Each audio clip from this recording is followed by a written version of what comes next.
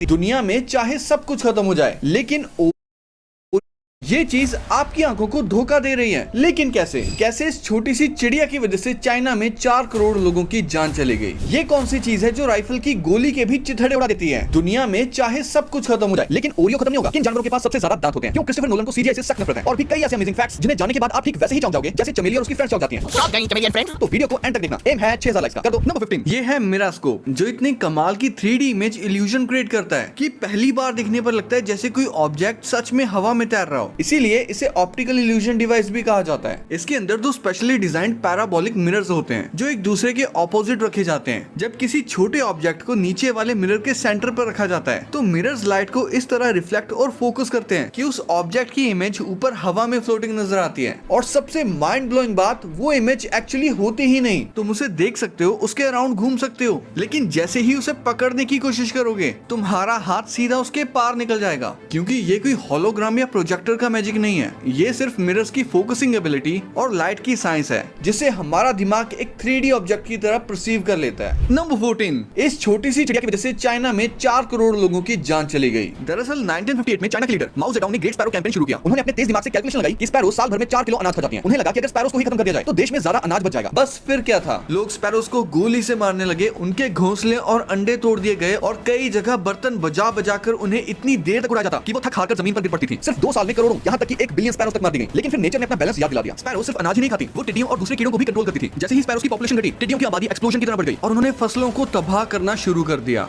ये उन कई कारणों में से एक था जिसने चाइना की ग्रेट चाइनीज फेमिन को और भी ज्यादा खतरनाक बना दिया। एस्टिमेट्स के मुताबिक इस भयंकर भुखमरी में करोड़ों लोगों की जान चली गई, जिनमें कुछ एस्टिमेट्स ये संख्या 4 करोड़ तक बताते हैं। आखिरकार चाइना को अपनी गलती का एहसास हुआ और स्पैरो कैंपेन को रोक दिया गया। तो सिंपल सी बात, नेचर का हर एक जीव किसी न किसी काम का होता है। कभी कभी जिसे हम प्रॉब्लम समझकर मिटा देना चाहते हैं, वही पूरे इकोसिस्टम का बैलेंस बनाकर रखता है। नंबर 13 ये कौन सी चीज है जो राइफल की गोली के भी चिथड़े उड़ा देती है? जब इसके ऊपर मशीन गन से फायरिंग की गई तो गोली टूटकर बिखर गई, लेकिन इस चीज को कुछ खास फर्क नहीं पड़ा। दरअसल इसका नाम है टंगस्टन। देखने में चांदी जैसी लगती है, लेकिन ये दुनिया के सबसे टफ और हीट रेजिस्टेंट मेटल्स में से एक है। इसकी छोटी सी क्वांटिटी भी बहुत पावरफुल इम्पैक्ट्स को झेल सकती है। अगर इसके ऊपर प्रेस मशीन से हजारों टन का प्रेशर भी डाल दिया जाए तो ये थोड़ी सी शेप जरूर बदल सकती है, लेकिन आसानी से टूटती नहीं। और सबसे माइंड ब्लोइंग बात, टंगस्टन का मेल्टिंग पॉइंट लगभग 3222 डिग्री सेल्सियस होता है, जो सभी प्योर मेटल्स में से सबसे ज्यादा माना जाता है। इसी वजह से पुराने जमाने के बल्ब के फिलामेंट्स भी टंगस्टन से बनाए जाते थे, क्योंकि वो बहुत ज्यादा गर्म होने के बाद भी खराब नहीं होते थे। आज भी टंगस्टन का इस्तेमाल military equipment, rocket components, industrial machines, cutting tools और कई हाई परफॉर्मेंस टेक्नोलॉजीज में किया जाता है। अगर मेटल्स की दुनिया में कोई फाइनल बॉस है तो उसका नाम टंगस्टन है। नंबर 12 क्या तुम्हें पता है कि 1942 में अंग्रेजों ने इंडिया पर बेस्ड एक ऐसी फिल्म बनाई थी जिसमें इंडियन कैरेक्टर्स को ज्यादातर ब्रिटिश और अमेरिकन एक्टर्स ने प्ले किया था? दरअसल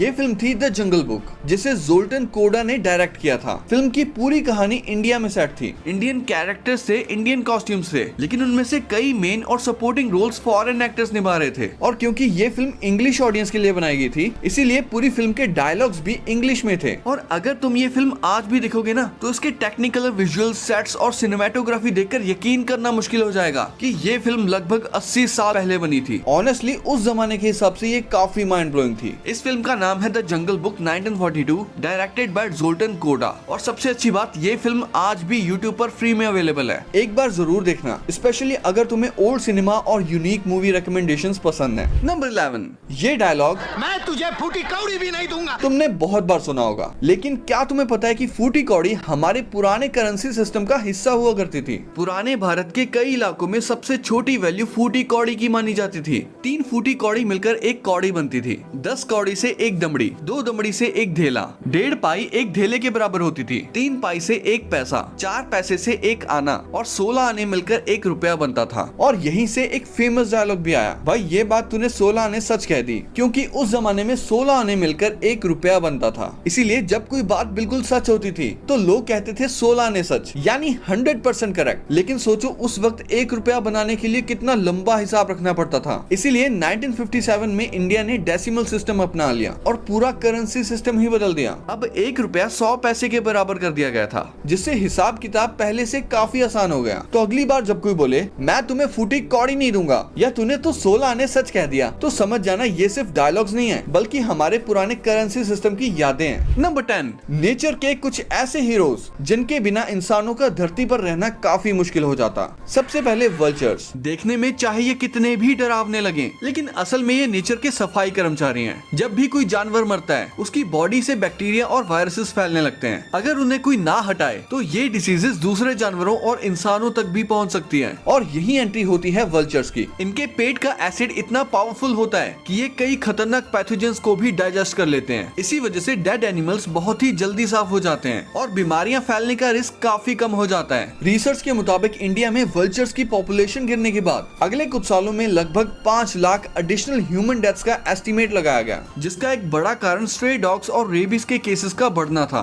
अब मिलते हैं दूसरे हीरो से, डंग बीटल्स। बचपन में तुमने इन्हें गोबर का गोला बनाकर रोल करते हुए जरूर देखा होगा, लेकिन ये सिर्फ खेल नहीं रहे होते। ये बीटल्स उस गोबर को जमीन के अंदर दबा देते हैं, जहां माइक्रोब्स उसे धीरे धीरे ब्रेक डाउन करते हैं। इस प्रोसेस से न्यूट्रिएंट्स वापस मिट्टी में पहुंचते हैं और ह्यूमस बनाने में मदद मिलती है, जो प्लांट्स और सॉइल के लिए किसी सुपर फूड से कम नहीं होता। यानी एक तरफ वल्चर्स नेचर को बीमारियों से बचाते हैं और दूसरी तरफ डंग बीटल्स मिट्टी को जिंदा रखते हैं। नंबर 9, कपड़ों के लेबल पर बने ये अजीब सिंबल्स का आखिर मतलब क्या होता है, आइए जानते हैं। सबसे पहले बाल्टी का निशान। इसका मतलब कपड़ा धोया जा सकता है। अगर बाल्टी के अंदर हाथ बनाओ तो इसे हाथ से धोना है, और अगर बाल्टी पर क्रॉस बनाओ तो इस कपड़े को पानी से बिल्कुल मत धो। अब बाल्टी के अंदर जो 1, 2 या 3 डॉट्स बने होते हैं वो पानी का टेम्परेचर बताते हैं। 1 डॉट मतलब लो, 2 मीडियम और 3 डॉट्स मतलब हाई टेम्परेचर। अब आते हैं स्क्वायर वाले सिंबल पर। ये कपड़ों को सुखाने के लिए होता है। अगर स्क्वायर के अंदर एक तिरछी लाइन हो तो कपड़े को छांव में सुखाना है। अगर सीधी खड़ी लाइन हो तो लटका कर सुखाना है। अगर हॉरिजॉन्टल लाइन हो तो कपड़े को फ्लैट रखकर सुखाना है, और अगर ऊपर कर्व बना हो तो कपड़े को हैंगर पर सुखाना है। अगर स्क्वायर के अंदर सर्कल बनाओ तो कपड़ा ड्रायर मशीन में सुखाया जा सकता है, और यहाँ भी डॉट्स टेम्परेचर ही बताते हैं। अगर स्क्वायर के अंदर 3 वर्टिकल लाइंस या ड्रिप वाला सिंबल हो तो कपड़े को बिना निचोड़े सुखाना है। अब आयरन का सिंबल, इसका मतलब आयरन कर सकते हो। अगर उस पर क्रॉस बनाओ तो आयरन बिल्कुल मत करो, और 1, 2 या 3 डॉट्स फिर से लो, मीडियम और हाई हीट को दिखाते हैं। अब अगर आयरन के नीचे लाइंस बनी हो तो उसका मतलब स्टीम आयरन यूज की जा सकती है। और आखिर में सर्कल का सिंबल मतलब ड्राई क्लीन कर सकते हो, और ट्रायंगल का मतलब है कि ब्लीच यूज कर सकते हो। अगर ट्रायंगल पर क्रॉस बनाओ तो ब्लीच यूज बिल्कुल मत करना। तो अगली बार कपड़े का लेबल काटने से पहले एक बार जरूर पढ़ लेना, वरना नया कपड़ा पहली ही वॉश में पुराना लगने लगेगा। नंबर 8, इस दुनिया में चाहे सब कुछ खत्म हो जाए लेकिन शायद ओरियो खत्म नहीं होगा। सुनने में मजाक लग रहा है लेकिन ये सच है। 2020 में कोरोना आउटब्रेक के दौरान ओरियो ने नॉर्वे के बर्फ से ढके स्वेलबर्ड एरिया में एक स्पेशल वॉल्ट बनाया, और सबसे इंटरेस्टिंग बात, ये वॉल्ट दुनिया के मशहूर ग्लोबल सीड वॉल्ट के बिल्कुल पास बनाया गया था, जहां फ्यूचर के लिए लाखों बीजों का बैकअप संभाल कर रखा जाता है। अब तुम सोच रहे होगे कि आखिर ओरियो ने वहां रखा क्या? ओरियो की कुकीज, उन्हें बनाने के लिए जरूरी इंग्रेडिएंट्स और सबसे इम्पोर्टेंट उनकी सीक्रेट रेसिपी का बैकअप। हाँ, ये बस ओरियो का एक क्रिएटिव मार्केटिंग कैंपेन था, लेकिन आइडिया इतना यूनिक था कि पूरी दुनिया में वायरल हो गया। इस दुनिया में चाहे सब कुछ खत्म हो जाए, ओरियो वालों ने पूरी कोशिश की कि उनकी रेसिपी ना खत्म हो। नंबर 7,